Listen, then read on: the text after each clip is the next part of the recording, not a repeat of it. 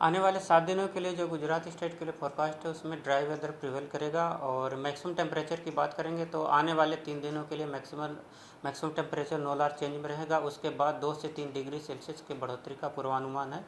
और minimum temperature की बात करेंगे तो आने वाले 2 दिनों में minimum temperature no large change में रहेगा। उसके बाद 2 से 3 डिग्री सेल्सियस की बढ़ोतरी का पूर्वानुमान है। और मैक्सिमम टेम्परेचर रियलाइज की बात करेंगे तो अहमदाबाद में मैक्सिमम टेम्परेचर 36.8 और गांधीनगर में 36.5 degree Celsius maximum temperature realise हुआ है। और ओवरऑल पूरे गुजरात रीजन की बात करेंगे जहां पर सबसे ज़्यादा मैक्सिमम टेम्परेचर रियलाइज है वो है राजकोट 38.7 डिग्री सेल्सियस।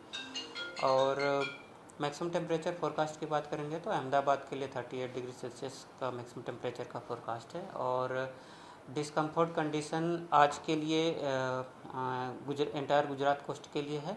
और उसके बाद डे 4 और डे 5 के लिए discomfort condition entire Gujarat coast के लिए पूर्वानुमान है। और विंड डायरेक्शन की बात करेंगे तो पूरे गुजरात रीजन में लैंड रीजन पे जो विंड प्रेवल करेगी उसकी डायरेक्शन होगी वेस्टर्ली टू नॉर्थ वेस्टर्ली में।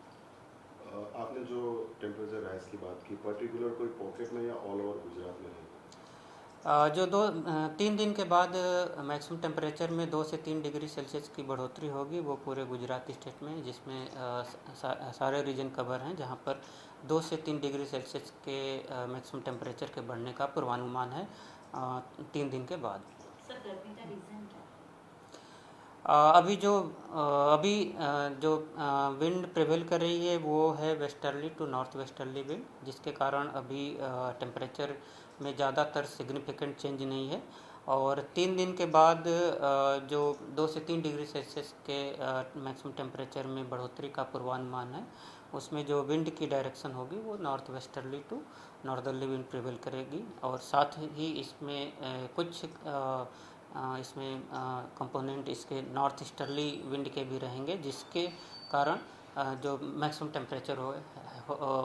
टेम्परेचर में 2 से 3 डिग्री सेल्सियस की बढ़ोतरी का पूर्वानुमान है।